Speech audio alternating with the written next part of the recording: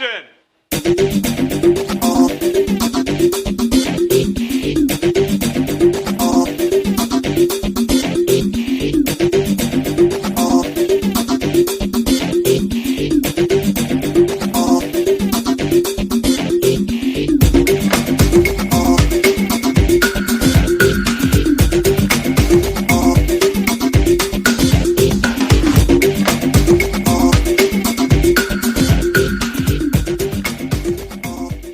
Disgust me. Grow up. How are we, movie buffs? Across the land. This is episode 24 of What's the Script? Featuring big Christopher Christopherson. Does get the long hair. I shaved my head out of choice. He's letting it grow in now. So it's like a Brian Blessed stunt double there. And myself, Craig, who's just an old looking bastard. So, how are we, mate? All right? No bad. You might be able to hear I've got a wee bit of a sore throat. As have I, mate. That's on the account of a Spaniard last night. Prick. Aye, he was a prick. Christopher and I attended a Champions League fixture in Glasgow last night. That's at the Ibrox. It was fucking, so we're a bit knackered. Do you know what? Obviously, you know I don't drink and all that, but I feel pure hungover. Shattered. I left the house, yesterday at 5:30 in the morning. And I got in last night at 11:10. And I think the walk through our work to Ibrox is like 4 miles each way. So, and then nobody sat down, so I was standing up, man, the full game, like, There we go. Man. It was exciting for 5 minutes, wasn't it? That's it. Anyway. The cheek throw. Aye, I know. I digress, as I keep saying every week.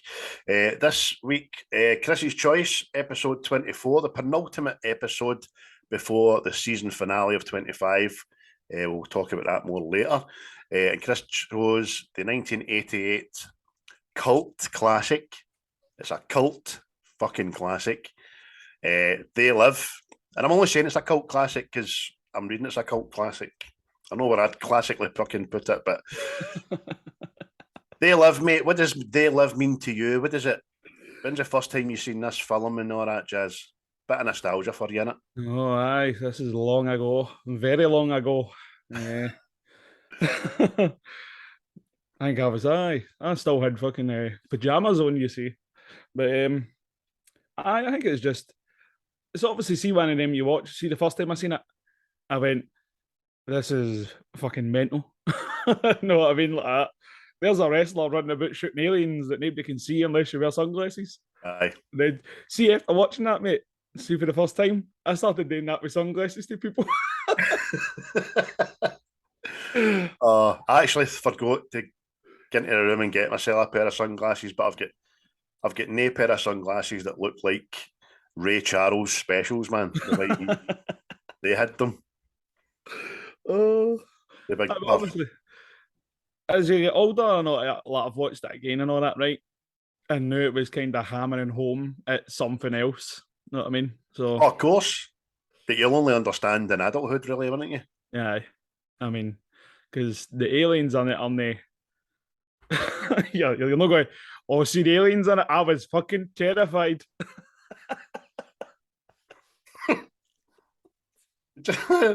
I bet you I will. I suppose you will be when you were a wee boy, obviously, but it's a bit Marmite, the film. I'm not going to pure slate it because there is a good story behind it, there is a good message.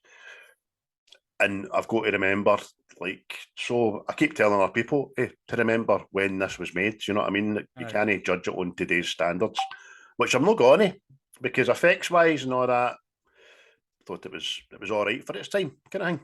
No, definitely. I mean, it's like, see, when it came out, we're talking like fucking madness, was it? You know what I mean? We're talking, well, like I said to you, it was 8, right? Now, I know people love Top Gun. Maverick's fucking brilliant, but see Top Gun, see this, yeah. It's like seeing fucking Scary Movie. Oh, dude, you got a tattoo. Ray, fuck me. It's just feels shit like that. Oh, high five, mate. Fucking yes. Birthday card, pish. Birthday card, pish. But Birthday card, pish. you take it for what it is. Know what I mean? Aye, true. I mean, you get Roadhouse. Fuck's sake, Roadhouse. He was fucking spinning heel, kicking people's fucking heads off. He's a bouncer. I know. He's a bouncer that doesn't take painkillers, but he goes in and gets stapled in the fucking emergency room. Do you know what I mean? The Family Guy done Roadhouse best. Peter Griffin watches it and then just solves life's problems with roundhouses. Even steering the motor, going home. Roadhouse.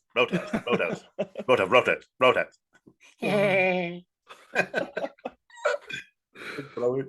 But the film, you go into IBMD, it's got a cast list like you'll never fucking believe, man. But really, it's just Roddy Piper, Keith David, and Meg Foster are the main characters in the whole film. There's another couple of ones as well, but we'll get to them as we go along. So it starts off, mate. Roddy Piper plays the part of a drifter, really, isn't he? Yeah. And he just happens upon where is it again? I'm not sure what the name of the Santa Fe. Santa Fe. It says it all the trains. So he's just walking across the train tracks with the biggest fucking backpack and the most perfectly wrapped up sleeping bag you'll have ever seen in your life. What is that? I mean, he's like a drifter, but his hair is still on point. That fucking stupid 80s fucking haircut, man. Feathered and lethal cat, and you just don't see it anymore. That's what I'm talking about. It's a fucking whatever, mate, whatever.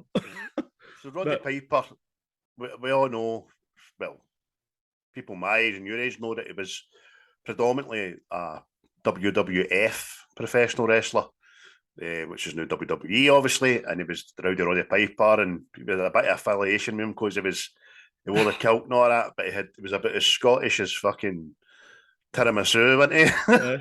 I think he's is it Canadian maybe? I think he's I'm sure he stays near. Well, he stayed near where Big Drew stays. Oh, Big Drew, eh? eh? Sitting watching Fargo every day of his life, eh? Hello, nod to Canada. Not to Canada. It can't be that Canadian because he swears in this. Canadians don't swear, mate. Nah, true. Well, saying that, we've got Ryan Reynolds in Deadpool, mate. True. Aye. He's abstained from his fucking citizenship, that cunt. Yeah. So he's drifting, as you say, mate. It was through the train tracks, and he's looking for work. He goes to the job centre for some fucking reason. So he's probably getting no fixed abode. You know what I mean? Aye. The job centre, and she interviews him, and then tells him, "We've nothing for you." Well, I've been there, mate. Sat you down for 45 minutes and went, "Oh, aye, there's nothing there." All right, aye, so you're wasting my time and your time. Cunt. Aye, a box ticked. Well, you're not an alcoholic, you're not a drug user, you don't sniff methamphetamine, so we need to fucking sit you down for 50 minutes to make sure you're getting your £50 a week. Yeah. You know what I mean? Yeah, you jump through hoops for this, you bastard. You're fucking right. Walk in there steaming, man, you get anything you want. I wish I knew that back in the day. After leaving the job centre, fucking still jobless, he comes across as preacher, doesn't he? Aye. And he's up fucking just like any preacher does sound like, oh, the world's corrupt, we've sold our souls for fucking this and that. Well, you know what I mean? And it's like, he knows what we later find out. He's part of the resistance, as they were, isn't he? And he's just talking about the human spirit being corrupted, as you say, and everybody's out for what they can get, and the rich get richer, the poor get poorer. Story is old as time, really. Yeah. He's just walking about through this city, isn't he? And his other thing is, he comes across this wee black guy, doesn't he? And he's just fucking so tuned to the tellies. That's it. I was going to say that. It's like, this is Carpenter, who directs this, John Carpenter, tries to get you to notice as early as possible that anybody in front of a telly's just an actual vegetable into the Yeah. fucking... They're just, I always, if you can buy this nice thing, fucking blah blah blah, and then see the wee guy that's starting out there, he's not got fucking 2 pennies that are together. You know what I mean? Oh, exactly. It's like you've already said to me before we started this, it just fucking echoes society now. You know Oh, what I mean? more than ever. He's using television back then as today's fucking Facebook. Buy these things, look this nice, go these places, be this fucking happy. You know what I mean? The guy stood there, he's still got a fucking pot to piss in. Mesmerised with drool coming down his face and all that. That's it, mate. It's fucking look, buy these nice things, although you've got fuck all. Exactly, mate. So the TV's programming people, we're getting that message dead early. So that night, he sleeps rough with the homeless.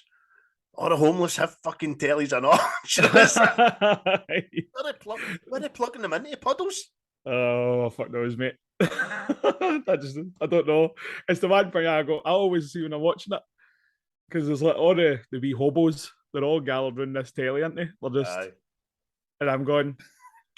gathered around the telly for warmth. Put that channel on, I'm starving. Switch on that Tower Inferno, that suggests heat. Oh, mate, what a film. Oh, fucking... By the way, that's a series too. I love that film. I always thought they'd remake it. Poseidon. I loved Poseidon. That was good as well. Really? Anyway, sorry. But see, before that, anyway, he goes to a construction site, and that's where he meets Frank, who takes him to this homeless place anyway, doesn't he? He goes to the construction site asking for work. I've got my own tools. Well, you got a fucking jackhammer in your backpack. But see, the guy asked for the job. He just gives him a look, stares him. Just looking at him, man, for ages until he says, "Sir." And then before you know it, well, Roddy's got his tap off, obviously. Showing the WWF muscles. Of course, mate, of course. He's just he's hitting a bit of a rock with a spade. That's just to prove how manly he is. The man is made of iron brew rock cakes. You say he meets our Frank, Keith David, back at a time where his 2 front teeth weren't quite fell out as much, you know what I mean? That gap between his front teeth gets bigger as he gets older. The London look. And as you say, it says to him that you look for somewhere to stay, I know somewhere kind of thing. And he goes like that. He's dead wary about it. Because he doesn't walk beside him to this place, didn't he? No, he follows him. Walks and it's just fucking... he goes, I don't trust somebody that follows me, and he's like, well, I don't trust that guy until I know where he's going. But I'm like, Potter! But they're like that. They're just mutually, he'd nod into it, I like the cut of your jib. You think like me. So he takes out of the place. The place is a fucking ghetto. It's a wee shanty town, isn't it? I know who I thought the guy was. See him, he's unloading his truck. I thought that was Hungme. Shatner. Did you? I thought that was him. I was like, oh, he must have been trying to branch off with Star Trek there. Well, I fucking... I had his name written down, but I'm just going to call him Ghetto Guy. He's a ghetto guy, man. Charge of the ghetto. So Frank's telling him that he gives him a kind of backstory, which is kind of painting the picture for society now that he's been away from Detroit where he's for 6 months. He's not seen his wife and kids because he's here to work and send money back and all that kind of stuff. So everybody's kind of the same boat. And if you're not working, you're in this fucking ghetto. Fuck, if you're working, you're in the ghetto and all, know what I mean? That's it. It's like, again, mate, already talking. There's people who go out fucking work mad hours and still having to go to fucking food banks and stuff. But George's commercial, well, that's not the right word I'm looking for, but he's part of the societal issue for at that time Because Frank says everybody's out for themselves, man. Everybody's out for fucking get, man. George is like that. I believe in America as long as I follow the rules. You know what I mean? But that's it, mate. See the amount of people like, fucking I come across, and it's like, oh, what's for you only go by you? And you're like, stunning, looking at them like, see you fucking oxygen thief. Oh, smash a cunt. Fucking, know what I mean? Aye. Oh, the jobs are out there. Are they? Aye. Aye. If you're a chef or you want to join the army, there's plenty of jobs there. Exactly. Fuck. Unbelievable, man. But aye. But aye, like you say, he's part of the problem, isn't he? This little hope that if you follow the rules, get your opportunity, work hard, you'll be able to better yourself. Aye. Which is just a fucking illusion for. Definitely isn't that film, I'll tell you that, man. But we see it again at this point. Some of our huddled running a telly again out in the middle of nowhere. This telly's fucking working. And in between advertisements of buy this, go here, be this, be that, it's coming through. The signal's getting corrupted with this guy with a beard coming through saying, don't listen. No, you're getting programmed. They're with us. No, that kind of shit, isn't it? Aye. It's like they've got everybody in sleep mode. They're living the high life. We're all sleeping, and then see as that signal's coming through, everybody that's watching the telly starting to get a slow heat and all that, isn't they? Aye, that's it. Yeah. The guy's talking about the annihilation of consciousness because people are just like falling into a slumber, as we kind of seen with that guy in front of the telly. It's like a awakened fucking sleep in it. Aye, mate. It's like fucking again. I know I keep fucking saying this, but it's like it's like fucking sort of like 1,000 people died in a fucking a flood yesterday or something.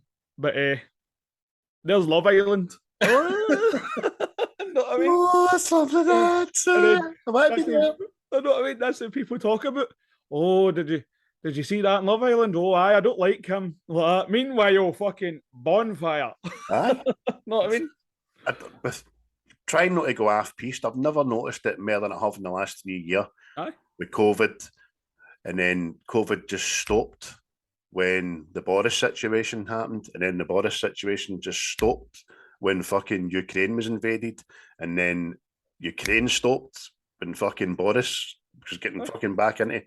It's just you're just programmed, aren't you? That's it. You don't get a fucking minute's peace, man. And then that's like I always say anyway. Soon you watch the news. Mm-hmm. No wonder people come away with fucking anxiety and depression, man. Definitely. Every single story, like boom, fucking death here, boom, there's a flood here, boom, and then even see the feel good story. Yeah. Unfortunately, this duck is going to die after this program. You're like, oh, for fuck's sake. And I know you just had an hour of dun, dun, dun, dun, dun, dun, dun, dun, and then the last thing is, and finally tonight in West Lothian, a cat meowed. Wasn't that nice? Good night. It's even better, mate. It's the fucking when you get the weather up here. Tomorrow there'll be rain, followed by heavier rain, by a light shower of rain later. And remember, folks, this is Scottish summertime. We have warm rain. Exactly. Anyway, we've got fucking. They're watching this telly. George notices. He looks around and notices that ghetto guy's arguing with the preacher, doesn't he? Kind of heated argument. So something's going on. With this wee kind of white church in the background. Aye, and then that's obviously the ghetto guy, as you've called him. He leads the preacher back to this church, isn't he? Aye. Your Rod's there and a wee bit more, isn't he? He's like, there's something going on there. George quizzes him, doesn't he? And as you say, he notices that people are getting headaches. But he decides to investigate the wee church because he hears the singing and stuff like that. After he's had his scran, he waits till night time and he investigates the wee church and he goes in. And the church is like the TARDIS, in it. You fucking this wee tiny fucking church on the outside, then he goes into it. It's a fucking warehouse. Warehouse, mezzanine levels, a bunker, fucking compartments. Oh mate, fucking there's so much to take for this. It's Brilliant, man. Well, you see in the 80s, things looked weird. Oh. I know, see my packed lunchbox, it was that size. But what a fill up lunch I go to with the fucking 80s. But he goes in there anyway, he investigates, he sees for the first time a bit of graffiti inside the church, because everybody's going to see that inside that wee church. They live among us, didn't they? We sleep, they live. Sorry, you're right. They live, they sleep. And then he notices the tape recorder at the church choir singing. So it's like, that's not right. Aye, and that's in the, what is it? He's spying on the preacher and all that, isn't it? You can hear them talking. And they're talking about how they need to boost the signal and all this stuff, and you're like that. Obviously, we know what the fucking, but you're going, oh, what's going on here? What's this all about? Aye.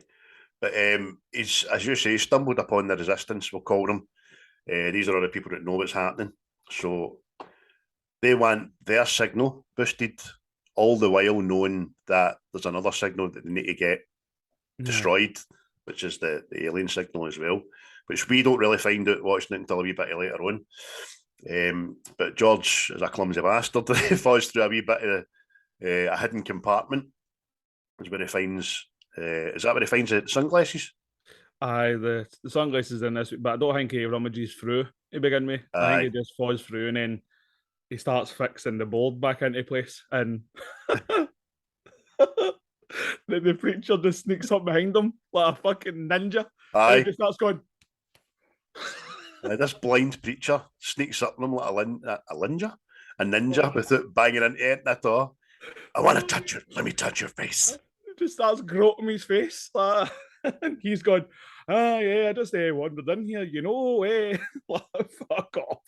Aye. But then things take a kind of dramatic wee upsurge because it kind of seems the gig is up. See the helicopter starting to circle, didn't we? Yeah. Aye. Plus, it goes back to the wee hobo and all that again. They're still watching this telly.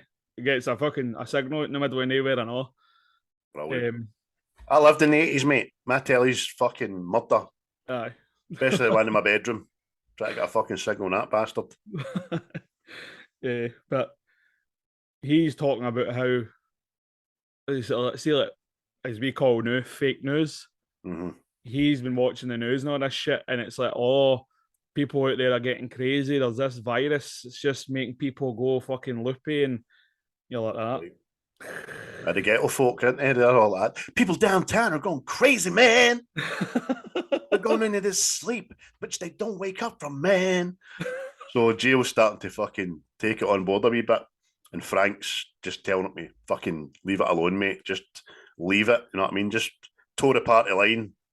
Take your shirtless fucking shovel into the dirt. One of things. I know. Look at you. You're a big grown boy. You can't be wasting your time with this push. And this is where we get another snappy comeback with Roddy Piper, and it's white lines in the middle of the road. That's the worst place to drive. What? Oh, mate, I don't know. It's just 80s for me, mate. It's fucking, it's like Commando. See when you watch Commando, see some of the shite he comes away with. Fucking. Aye, but you've got to think a Schwarzenegger or a Mel Gibson or a Bruce Willis would have delivered it a wee bit better. Know what I mean? Aye, well, true, aye. But there's bits in this film as well when Piper shouts, and you're instantly back into like a pre-wrestling match interview. Because you just hear his voice, man. I thought you just talking like that, man. Know what I mean? It breaks up, no, that did it. Aye. Oh, put on the fucking glasses. Fucking, oh, get it at, mate. We'll get it at. So, George, first thing in the morning, right? This is first thing in the morning. George decides to sit across the road for the church and start watching it with the binoculars. Aye. Right? It's across the street. Across the street, you get binoculars, right? And he starts watching this church just after breakfast time. Misses his work, misses this new job that he's got. And then the next scene, it's fucking night time and he's still sitting like that. Aye. So he's been sitting, he's not moved, he's not done a pish, not had anything to eat, missed his work, just watching this church across the road through a pair of binoculars.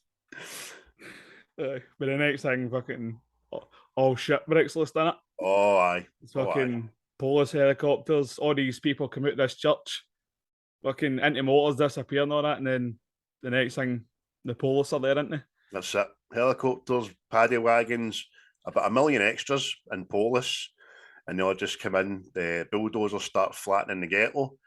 The police start just wailing on the ghetto people. And just basically tell them, get out of here. You know what I mean? That's it. Aye. You've got fuck all when you'll have less after the night. But again, George at the start of all this just watches it calm as fuck. Just move. Just look a bit. Oh, so this is happening.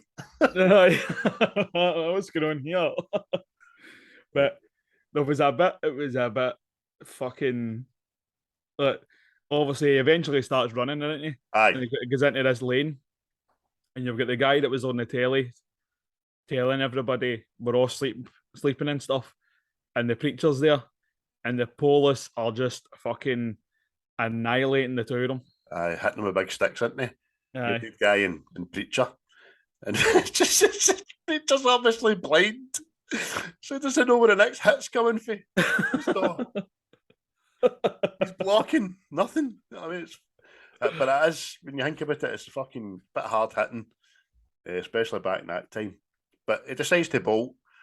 He grabs a boy that he sees cowering and just holds him ever so closely for the duration of finding this windy. You find a windy. I know you're gay. Oh, I know you're gay. You grabbed me and took me through a window ever so gently. But there's a wee guy. They got into this house. See that the guy that was cowering. Aye. I don't know what the fuck. Like, because see, they climb into this window into this house somewhere, right? And there's like a guy and a woman cowering in the corner, and he goes that to him. Are we going to stand with him? And he comes in and the guy cuddles him away. You know, man. What's up, mommy's tit?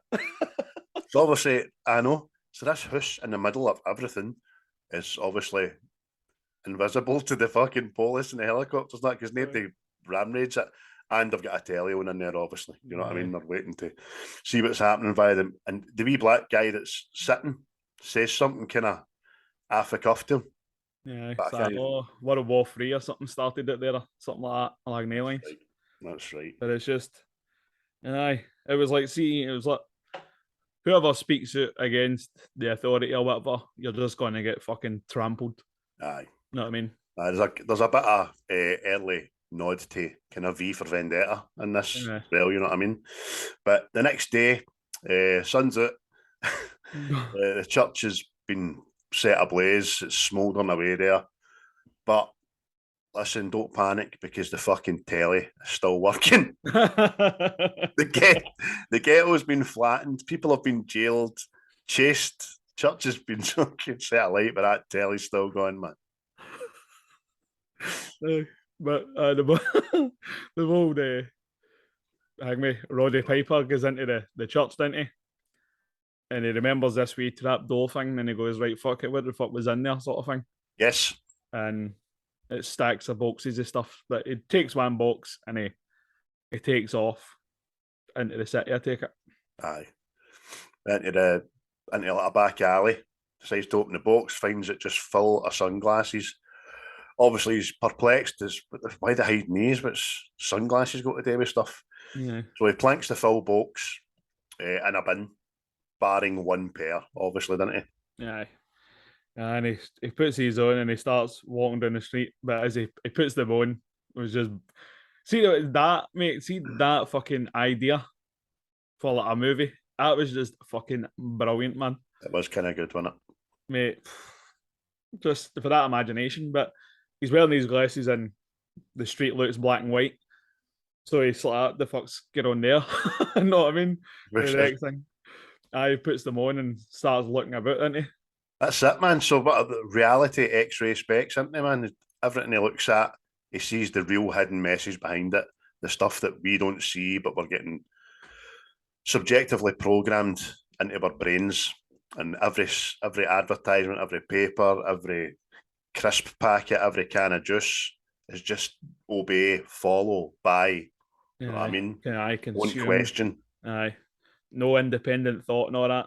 And again, just totally fucking echoes society the now, man. And you've got to, what did you say? This is like fucking 40-year-old or something? 88, aye. Well, no quite 40, but 35. Aye. So you're like that.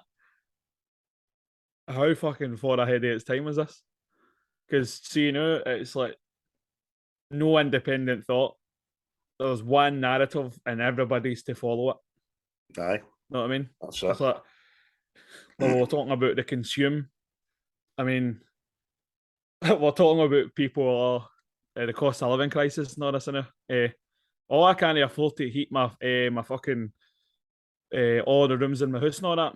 Oh, aye, but you've went and bought the iPhone fucking 13, have you? Like, all right. I know. Listen, I know I'm guilty. I know sometimes. Aye, I'm fucking guilty. I know. Can sit in the house skint with my fucking. Still got my car sitting there. Still got my iPhone. Still got my fucking dear trainers. You know what I mean? Aye, that's it. It's just fucking. But it was just see that, mate. See, it was like obviously I says I seen it when I was away and all that. I went, oh, that's just fucking cool. But see, mate, I watched it. I was like, that's fucking. That's eye opening. You know what I mean? Because it's like you can wander through life and you look up at a fucking a billboard or something, and it's like a nice fucking sandy beach and all that, and you're like, oh aye, that looks brilliant. That I've got 4 pair of earbuds. Right, yesterday I'm on Instagram looking at new earbuds. Aye. Know what I mean? Just That's because obviously I'm getting. Well, you know the new. You look at Instagram, look at Facebook. Anything you say out loud, you're getting fucking advertisements every 3 scrolls. You know what I mean? So you're being watched, you're being programmed, you're being fucking listened to and photographed. But see the bit that was proper fucking like kind of hot home. Really, it was like see when he looks at his money, and it just says, "This is your god." This is your god. That was brilliant. And you're like, "Fucking hell, man!" Because it's word. Aye, because it's fucking everything, man. Everything. People sell out other fucking humans for this shit. Know what I mean? You're like that. Fucking hell. Aye. People forget morals and everything. But Christ, as we know, I've started watching The Sopranos in there. You see it in that, man. You know what I mean? It's like every fucking walk of life. Loyalty goes out the window for a price. That's for fucking sure. Fucking. But the other things he's seen as well, he looks up at the sky and he sees some spaceships, doesn't he? And on top of the traffic lights, he sees like wee radar dishes going run. Aye, that's playing the message in it. Stay asleep. Stay asleep. Know what I mean? And it's just humans wandering about in this lull. Just like it says, they live, we sleep. But and obviously, in amongst us is the alien race that's under the guise of humans, but he can see them through these specs. They just look like mad, melted face, skeleton, blue things, man, don't they? Well, that's what John Carpenter says. He's like, that's obviously the premise of this film is them living off humans, sort of thing. So they're kind of decaying like the human race. So he didn't want like a big special looking fucking alien. He just thought it'd be good if they resembled like rotten people. You know what I mean? True. So that's quite good. But he's just saying to the guy, man, sees a guy at the magazine stand and all that. And then there's another guy that says something to him, one of the aliens, and he's like, put these on formaldehyde face. Oh, fucking brilliant. The part's shite, man, but it's funny. They're all talking in their wee watches, aren't they? They all know what he can see. Aye, it's when because he's walking about and he's seeing fucking aliens, he's seeing the things flying about and all that. And he walks into a shop. But again, it's you're seeing it again. He's walking into the shop and it's like all the well-to-do people, all the rich people, all this, everybody that's like obviously exploited the system for like the end gain sort of stuff. Because it's like you've got an alien who's there with a human, and the human guy's talking about how he's not getting this promotion and stuff, but the alien has been promoted. Know what I mean? And you're like that. Another wee message there.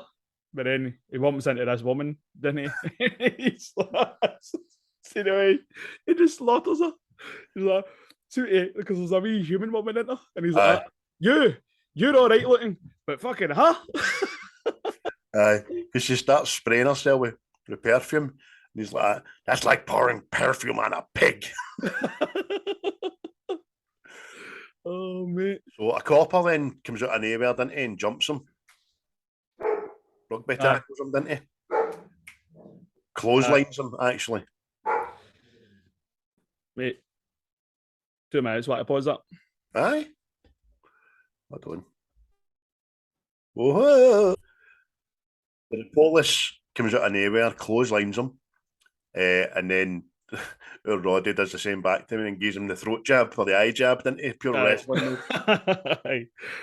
It's like obviously the aliens have got these watches that they can communicate to each other, you know what I mean? And obviously the police are all part of this fucking alien race, but they're trying. He's like starting him. See when after he tackles him, Roddy goes to attack him, doesn't he? And he goes, hey, and then horny of the gun, like he's going to quick draw. It's like, fucking. But Roddy knocks him out anyway, and he takes his gun off him, and the gun is a fucking magnum hand cannon. This police trying to go under the guise of being a normal policeman. He's got a magnum hanging off his fucking belt. So he takes that off him. Does he shoot him? Aye, he shoots him and then he shoots his partner, I know. And then he goes into the motor and gets a fucking pump action shotgun and all, doesn't he? That's him. It's like a computer game that way, man. Deals with aim, takes their guns off him. Oh, mate, it's fucking brilliant, man. And then obviously this thing that obviously you can only see by wearing the sunglasses, it's like a wee spaceship thing. It's like a camera, it's like CCTV. Mm-hmm. You know what I mean? It's just fucking... And he shoots that with a shotgun. But he says something cheesy to that and all. And I'm like... Can't remember even what it was he says, but he shoots it and then it pans away half it, and it shows him doing that as if debris going to fall on him. Nothing falls. Sorry. Mental. But it's fucking the next bit, man. He walks into a fucking bank. Oh my god. Obviously there's aliens and that in here, and he's just like, he's standing beside the American flag, right? And I swear it turned into a Michael Bay film for fucking 30 seconds. He's like, just missing slow motion, wasn't it? He's like, what is it? I'm here to chew gum and kick some ass, and I'm all out of gum. Like, no, man. It says it like Roddy Piper. I've came here to chew bubblegum and kick ass, and I'm all out of bubblegum. It just starts fucking shooting people, man. But obviously they're aliens. Starts shooting aliens and all that, and then obviously he hears one talking, doesn't he? Mama don't like tattletales. Oh, it's fucking so bad, man. But the next time the wee guy does something on his watch, doesn't he, and it disappears. Aye, vanishes, man. What the fuck's going on there? I know. I remember seeing that and going like, "Oh fuck, that's new." Oh man, but fucking. So he eventually escapes the bank and all that. Down to the police after him. Aye, goes into a car park, and that's where we meet. What was that? Holly, isn't it? Holly's on him. Fucking Evelyn, a Masters of the Universe. Aye, I'm sure she played. Was she the woman in Hellraiser? Frank's bird. Aye, I think so, mate. Aye, Get fucking dead scary eyes, man. She's. Aye, mate. It was the eyes that done it for me. Aye. I went, oh, I'm not sure I like you. No, that's what I remember of Masters of the Universe. She was Evelyn, man. Skeletor's bitch. The Carjack's Holly. And that, see her and all right, she is an actress of some kind of considerable clout. No, mainly fucking blockbusters, but she's in a lot of shit, man. And she's fucking terrible, man. She's witty as fuck. What is it? She says something. Oh, I've made an arse because I forgot to write that down. But his reply is, "I'm afraid I must insist." Wow. I can't remember what she says. Oh no, that's what it is. He goes like that. Where am I driving to? And he goes like that. Let's go to your place. And she's like, oh, I don't think that's a good idea. And I'm afraid I must insist. So thought about that. And that's quite funny, I know. Because they get to her house, right? And he collapses, still holding on to her.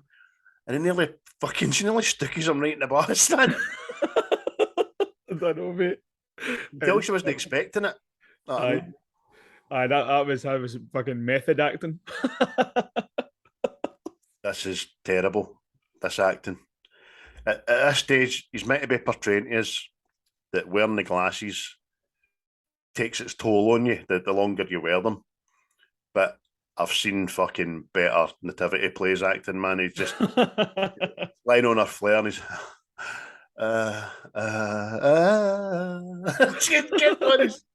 We're still having a conversation, isn't he?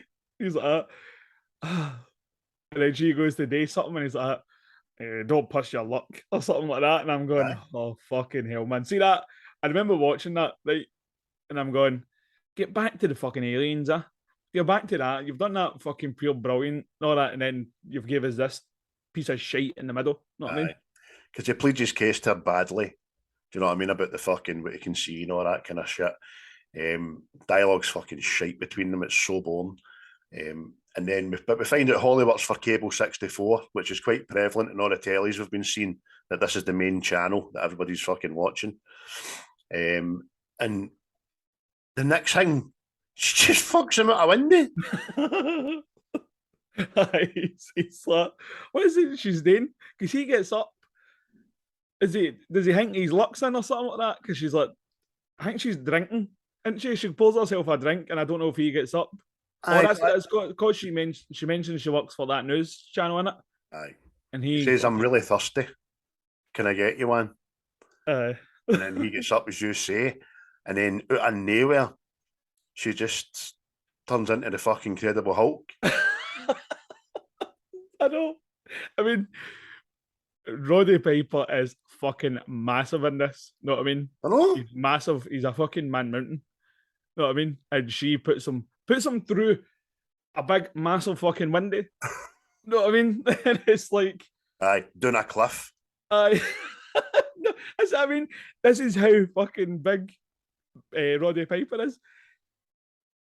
He falls, he gets put through the biggest fucking the wall, the whole wall is glass. He gets put through that, falls down a fucking mountain, and survives.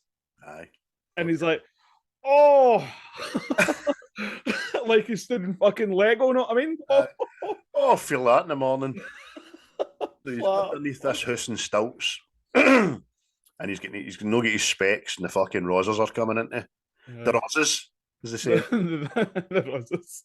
The next thing you know, he's fucking all messed up. He's in an alley, and he falls asleep. Aye, sleep's rough. He decides the next morning at first light to hobble to his place of work, where he works for fucking half a day. He looks for Frank. Aye, he goes back to the construction site, didn't it? And says to Frank. Aye. See, I like mad Keith David, man. I like him, I know. He's just, but he's like, I don't know, how many people did you kill? Know what I mean? That's not the first thing you say. No. Know what I mean? You go, you dodgy bastard. Aye, first thing I'd say is, fucking mad mass murderer. I know, but he freaks out, man. George is a bit obviously cut up, bleeding and all that, and he's trying to please help me, kind of fucking pleading his case. Before you know it, sunglasses have been trashed, obviously, because he goes looking for them in the bin. This is fucking stupid, I know. The bin lorry that's just emptied the bin doesn't move after emptying the bin, right? He opens the back of it, and then jumps in it, finds the box, gets a pair of specs, and then the bin lorry driver, after emptying the bins, decides to tip the bin lorry out in the alley. I don't know. Wait a minute. You're like, what the fuck? Bin men don't do that. They empty your bins and take them away to a fucking place where they dump the rubbish. I don't know, man. Oh, I'm just going to empty that bin. I'm going to drive 5 yards. I'm going to tip it back again. Well, if you'd have seen fucking Glasgow a couple of weeks ago, that's what it looked like with that bin strike, man. That was them fighting the system, mate. That's right. Again, they were on strike with their sunglasses on. Oh, but So I get one fucking pair out the box. That's it. But the next thing, Frank appears. And he says to him, I got you a week's worth of pay. Good luck, mate. Fucking, I want him and my father, mate. That's a fucking wedge on it. Ken, right? Going to do us a favour and give us a week's wages for that guy that was here for half a day. Aye, all right. Tell him not to come back, but fucking great. But what ensues is possibly the longest, most unnecessary fight in fucking movie history. But like you say, it's glorious. It's glorious. For the purpose of this film, it was the most entertaining 4.5 minutes out of the whole film. Frank and George start fucking going at it. And I looked at this to see, like, this film's kind of that bad with dialogue and choreography that they're going to be a mile away with punches and stuff like that. But they weren't. The fight was brilliantly choreographed and it looked fucking kind of real at points, didn't it? Well, that was obviously reading up on this and all this. John Carpenter says that they practiced it, right, for weeks on end and all that. Must have been knackered. Aye, and he was only going to put 20 seconds at him. But see, when he seen it, and they went, nah, that's organing. Because see, the only thing the two actors, well, I say actors, the fucking Roddy Piper, they were really punching and kicking each other, apart from the face shots and obviously the crotch shots. The rest of it was all fucking. Oh, it was awesome. It was fucking awesome. And if you're not seen this film and you really don't want to see the film, do yourself a favour and find the fight scene on YouTube because it is brilliant, man. If you like a good scrap, this is great. Again, we got another fucking George masterclass line. Put those specs on her. You're gonna eat that trash can. Oh man, fucking it was, man. It was just pure fucking ringside commentary for him, wasn't it? And of all the opportunities that Frank has, he doesn't think once to fucking smash the specs up. Aye. But a particular highlight in the five in this fight scene is the five rapid to the boss. With fucking his full body weight behind his kick.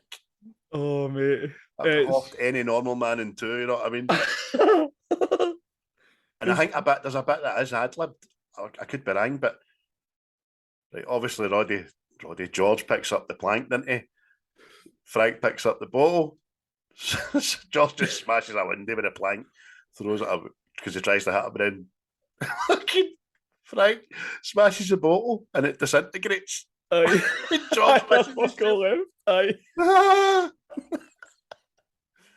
Oh. But eventually, Roddy wins it, doesn't he? And he puts the glasses on Frank, and Frank sees these fucking aliens. You know what I mean? Now my eyes are open. I can see what you see. Brilliant, man. But see that, mate, it's pure. This is what I mean. That says to you, I think this is like a dark comedy. Aye, I always say that. I always viewed it as a dark comedy. I never viewed it like a horror film. No, I wouldn't. I mean, knowing what Carpenter's done as we do, this seems like a wee side project. Can I fucking have a laugh with us? You know what I mean? Although we'll put a right good message in it, but we'll not take it as serious. And so Frank sees everything that George has seen. He sees the spaceships and obey and conform and all that shit. And you remember what fucking George says to him? Life's a bitch and she's back in heat.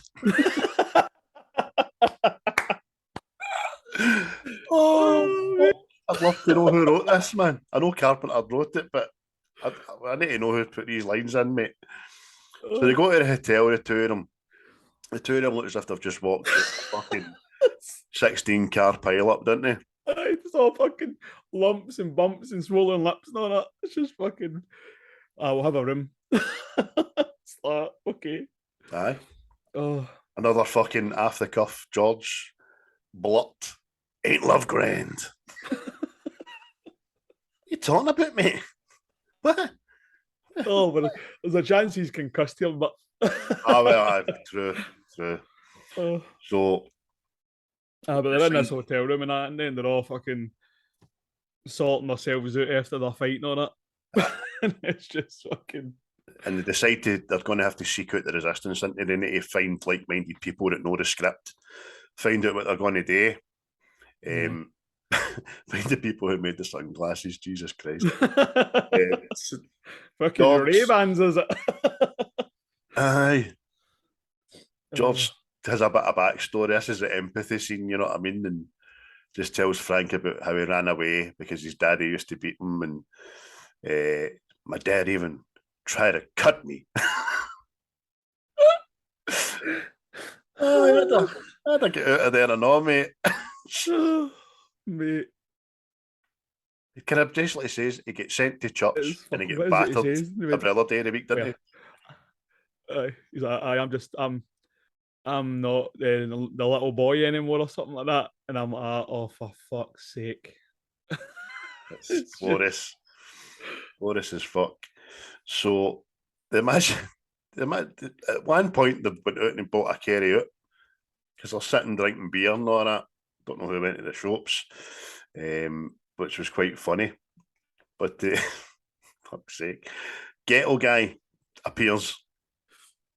I've tracked his down sort of thing. He's why to come to this resistance meeting. It's like, we've got flyers and everything. Aye. It's like, absolutely brilliant. And I'm going to give him the benefit of the doubt and say they spent the night in this hotel, right? Aye. And ghetto guy comes in the morning with the sunglasses and takes them to this fucking rally. See, by the time they get to the rally, not a scratch, not a bruise, not a get out of place on them, and they've no limp anymore. Aye, no. It's fucking superhero recovery rate. Oh, so good. So good. So I might say bad, they're so bad. So they get to the rally, they meet the ghetto people. Hey, ghetto people, remember us? And he gives them fucking the upgrade for the sunglasses, didn't he? Contact lenses. Contact lenses. That they put in flawlessly. Oh. You ever try to put a fucking contact lens on? That's what I was fucking roaring laughing at the other night when I watched this. See these same people that have found the means to make contact lenses. They were living in fucking tents at the beginning of this. I know. Oh, Power, no money, no equipment. And I'm pretty sure that contact lenses need to be made in a kind of clinical environment. Aye. Without any dust or some shit like that. But again, even just the act of putting a contact lens in, they done it fucking no bother. I can't. Aye. Or I would wear them. I can't put eye drops in. It takes fucking about 9 attempts before my eye stops twitching to get a fucking drop in. So they end up getting tooled up and they get a wee alien watch each and all, which is quite good. Aye. I was telling them, it's a two-way radio, isn't it? And it's also like a teleport, but they don't know how to get it to work for the teleport. You know what I mean? Aye. Like, all right. Aye. I'm sure they'll figure a way to fix that. So ghetto guy tells them the plan. The plan is to find the signal. We need to find out where the signal's coming from. We need to shut it off. Aye. Yeah, let's do that. Give me a gun, motherfucker. And then fucking mad Blue Eyes appears, Mad Holly. Aye, Holly appears. Aye, because during the meeting as well, the wee leader guy's been saying the aliens have been corrupting humans and stuff, giving them wealth and making them part of their system and all this other fucking shit, which also happens. Yes. the best way to corrupt the voice of the people is to fucking corrupt that voice, innit? That's it. And then blind the ones that might be able to do something about it with more money, more power. Because we do find out in a couple of scenes that the rich and wealthy humans are on board with this piss, you know what I mean? Yeah. But Holly's like, are you okay? I thought I killed you. Any normal man, darling, you would have killed him. But this is Roddy. This is Rowdy Piper, motherfucker. See, even then, see as soon as you've seen her again, you're like, here, listen, lads, you can shoot me after this is done, but she's fucking getting it. Bang. Aye. Know what I mean? She's part of the problem. She punched me through a fucking window.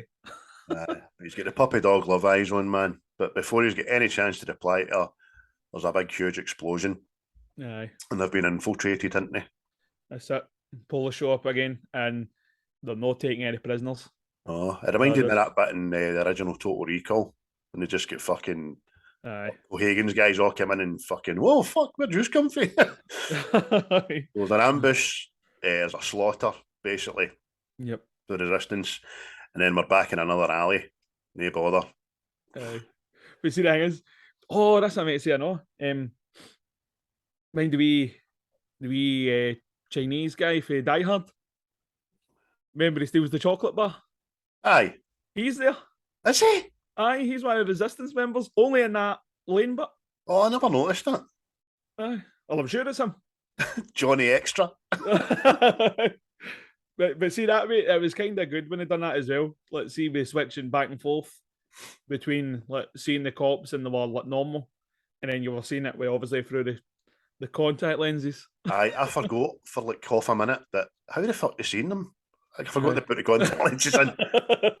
But obviously, I fucking went, when the two of them were hiding at the back of the alley when they get cut off and they had nowhere to go. And I went, fuck, the contact lenses, that's right. So they play about with their watches because they're trapped, didn't they? Yeah. It makes a wee hole in the flare. Cartoon hole. Like Bugs Bunny. Aye. The hole across. The ones you got in Roger Rabbit, it's just a hole and just fling it on the wall. Put your hand through and all that. Brilliant. Acme holes. But it's malfunctioning, isn't it? And they need to. But it's either death or they jump into this hole, so they decide to jump in the hole in it. Aye, and see the time it takes them to fucking jump in it. That reminded me of the garbage chute bit in Star Wars. Aye. You know the garbage chute, flyby.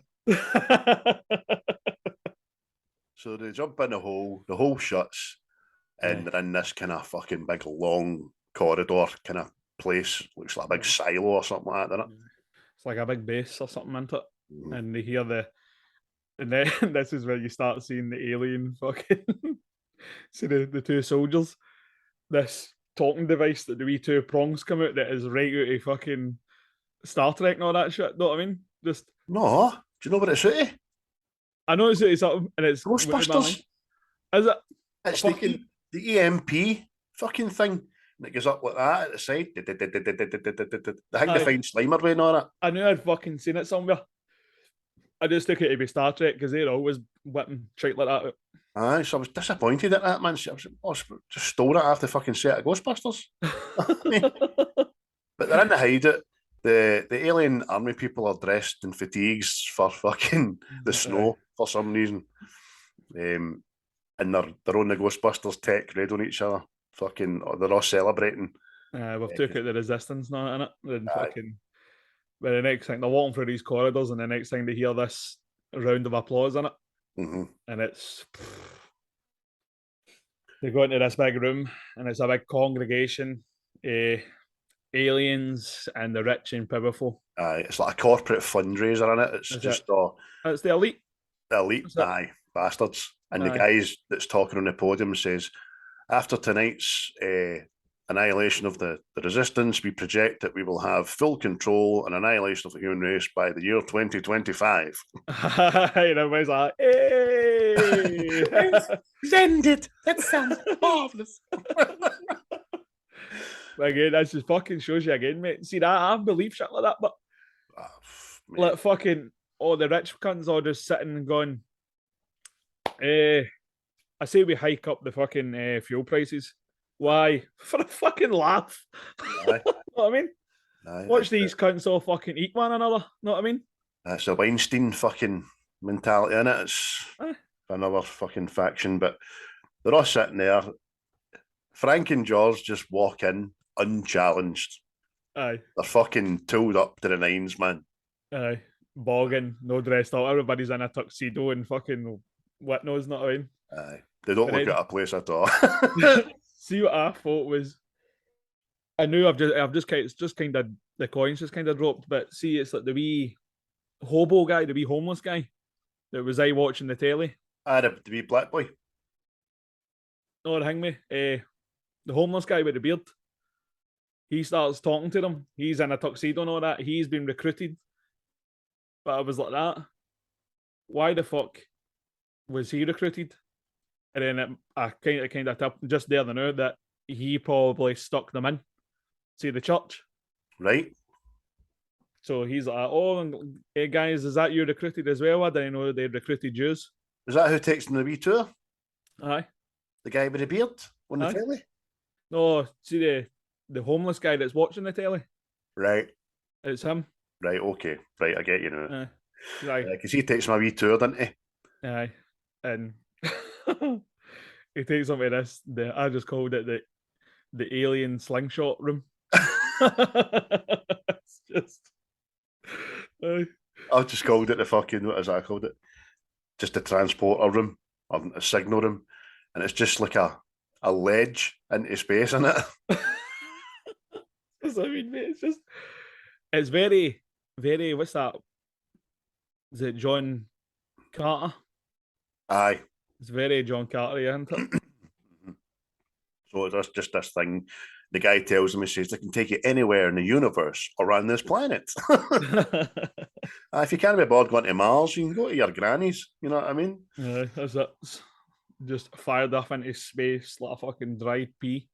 So they take them. It takes them finally into a kind of a two-way mirror room, if you will, and that's when they decide to let them know that they're fucking no here for conforming. They just shoot the two guards, don't they?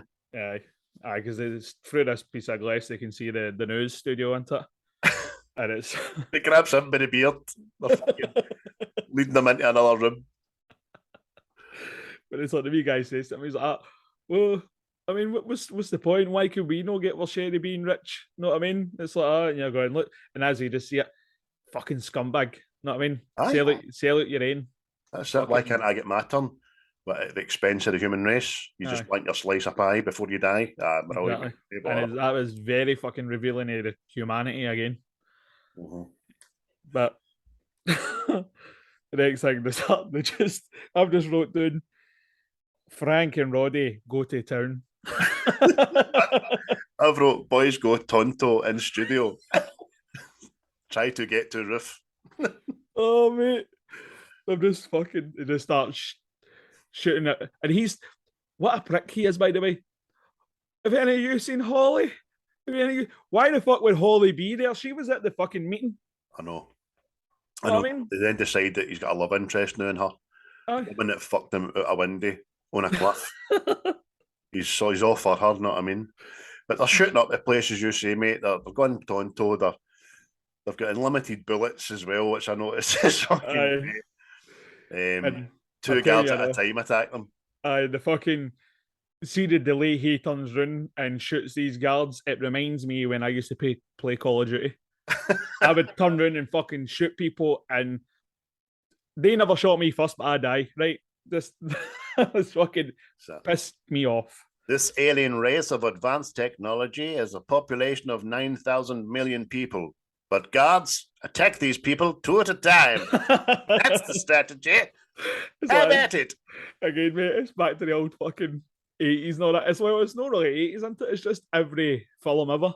Aye. But 40 guys run into a room to fight Bruce Lee, but they all come one at a time. Aye. Mate, I love the A-Team, I know. The A-Team back in the day, but not one person died in the A-Team, ever. Aye. You've got M16s and Kalashnikovs going full pelt for the fucking majority of the programme, and nobody takes a bullet. They just get slow motion flung in the air. brilliant. There was one time Murdoch nearly died, right enough, but that was a good episode because BA took care of him. Anyway, just fucking talking shit. They find Holly, didn't they? Aye, she just appears Medieval in the corridor, know what I mean? in the corridor. She was standing there all the time. Oh, thank God you're here. Thank God you're here. That Piper's got a hard on for you. So they decide the three of them are going to make it to the. Let's get to the roof. Yeah. So George is in front. Frank and Holly are behind. He doesn't notice, and she just pulls a gun on Frank, doesn't she? Pulls a gun on Frank and fucking shoots him in the back of the head. Did she shoot him? You hear the bang, but then it cuts to Roddy up on the roof. You know what I mean? And then that's when he sees it. He sees this big fucking transmitter fucking belting out this signal. You know what I mean? Aye. And then that's when he hears the gun cock behind him. And turns out our Holly's a dirty fucking nae user. Dirty ringing bitch. Dirty windy fling her out her cow. And then, I don't know, again, why I don't know why it didn't tipple that she is living in a house up on the hills on a big stilted fucking mansion. You know what I mean? You're like, just didn't tipple. And got a great job at Studio 64. Aye. But he turns around, he shoots her, doesn't he? Aye, he whips out a wee tiny gun he's kept up his sleeve. It's about the size of a fucking lighter. Aye, that's what it looks like, a fucking lighter. And then, even though a million aliens and helicopters have got their sights on them, they decide not to take a shot, giving him plenty of time to turn to the satellite with his pea shooter. I go, what is it? He just goes, fuck it or something, and shoots this fucking big transmitter. And then the Polos go, but oh my God, mate. See he's Fordham acting. Oh, it was tremendous. He's just, obviously, you hear the gunshots for the helicopter, and he's just like that, still just, the phone's back the way. Oh, it's horrible. And I don't know why I've wrote this, dies with finger. Aye, see, as he's dying, he sticks up the finger to the helicopter. Right, I need to be more fucking literal because I can't remember what I'm writing. Dies and gives the finger to everybody. And now the signal's lost, so the aliens are revealed and can be seen. On the TV and all that. It's like, see them with the bit they're in the studio, and they're all like, what the fuck is wrong with your face? Aye. You can just feel people running away and all that. What's going on? What's going on? And their last scene is obligatory titty shot. It's a lassie on top of a guy, we think, a guy, and she's all having smashing time and all that until she opens her eyes and looks down, and it's an alien guy. Hey, baby, what's wrong? Your face is melted off. I'm fucking brilliant. Oh, mate. It's brilliant at all, man. See the guy that's an alien that's sitting in the bar. And he's just watching the telly and everybody's all like that. He fucks him out of you. Aye. He's that engrossed in the telly, doesn't realise. Everybody's like, huh? It's fucking pure blue face. Big mad eyes and the eyelids. Oh, it's brilliant. And it's done. It's finished. That's it over, mate. And that's... I kind of think that ending was like a message like that. It's been revealed to you. This is I've told you what's happening. Exactly. Roundabout sort of way. Aye. It's true. It's kind of, they live among us in the day. Like you just said, it's the elite are fucking pulling the strings. There's a bigger message behind the film. Aye, definitely, man. It's practically open your fucking eyes, because everybody's just fucking living in the daft wee world. Oh, if I do this, I can get my fucking self ahead and all that. When in reality, the system is rigged against you. That's it. Especially here anyway. We get fucking taxed on your car, taxed on your fuel, taxed on your house, taxed on the fucking food you buy, taxed on the drink you drink. You're like that. Mm-hmm. Oh, aye, very good. But now we don't even get an excuse now. Things just got up to 50%. You ask why? Because that's it. You know what I mean? My wife, showing her, she paid £7 for Lurpak all day. I was shocked that she did. and I was angry that she did. Yeah. And you know, it's just wee things like that. Hey ho, but we're in danger of turning this into a political fucking message here, but But you're just see when we're you on the sit, same boat. you're sitting there and fucking people are talking about, oh, I can only heat one room in my house, and then you've got some prick driving down the road with his third Lamborghini or something. Know what I mean? You're like that. Oh, aye, that's brilliant. And then now you've actually got these cunts on like social media and all that. Influencers. Influencers. Oh, Like that. Sorry, what the fuck is your purpose here? I know. Know what I mean? I know. That's it's no great. It's horrible. It's a horrible kind of world we live in. There's still good there, but it's just trying to fucking tap into it. It's kind of hard. And as a father, all I can hope to do is keep that side of the world away from my wains as long as possible. That's all you can do. And then, unfortunately, they're going to find out sooner or later. But hey ho, they live. 1988, John Carpenter, Roddy Piper, Keith David, mad fucking flinger out a windy woman. What you gain it out of 10, mate? I get a 7, mate. 7? Aye, because see, for me, 6 is watchable, and 7 is I like it, but it's not brilliant. So we get 7. I'm a 6. I think you've got to see it once, and you'll watch it again maybe, but you'll know when I hurry to seek it out to watch again. But it was a message that got it for me because it was clever as fuck. Aye. If it was remade today in a more serious light and all that, a bit more kind of money behind it and spin on it, and I think it would be fucking, the quality actors, it would be awesome, man. Yeah. It would just tell you everything you need to know. But I mean, the budget for this was 4 million. For some of the effects, that was pretty good. But unfortunately, it didn't even make back 5 million in the box office. That's like a lot of things, mate. With his films, let's see, I compare it to, let's see, Big Trouble in Little China. And most people I see, you know, they go, "Oh, I love it." Escape for LA, I know. Aye, stuff like that. Aye, but it's like most people I love that film, Big Trouble in Little China. And then it was the same. See, when it came out, it got fucking panned and was hopeless. It got low panned. Aye. There you go. See? But it's like that. I know there's that many people like that film now. They're talking about remaking it. See, that's dangerous, man. But that's what I'm talking about. It's like but this didn't make its money back. It probably gets fucking panned for that reason, but there's a lot of people like it. Aye.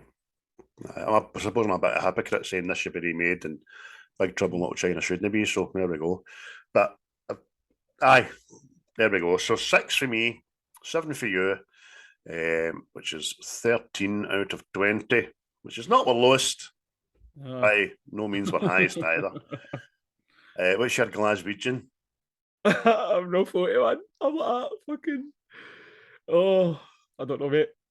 You say yours, mate. It might inspire me. I had a few there, but I'll stick with creeping about.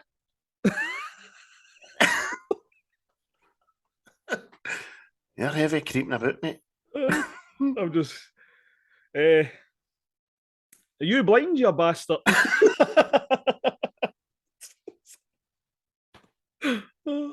We are all. We're all walking through society blind. We must open our bloody eyes. So there we go, folks. That was episode 24 of season 1, the penultimate episode. Chris and I are going to have a good think about how we're going to end the series, because we want to do a big beauty, whether it's a new one we've seen or an older classic that we both enjoy, I would imagine. I've got a couple of ideas that I'll let you know about, mate, and you can let me know what you're thinking as well. Yeah, sounds appropriate. Aye, but thank you for tuning in. Thank you for listening. If you can do us a wee favour, give us a wee like, a wee share, maybe subscribe to our YouTube, give us a wee star review on Spotify, or a wee review on Apple Podcasts, and a wee listen on the Good Pods to get us up that league table. Would be nice as well, because we're doing it for you guys, you know. And tell your friends. Don't be shy. I tell your pals. Just say, I know these two mad Scottish guys. They're quite funny. I'll get this up this afternoon, mate. You have a good day. Yes, I shall try. And I shall catch you On the flip side. on the morrow. See you later. Goodbye. And action!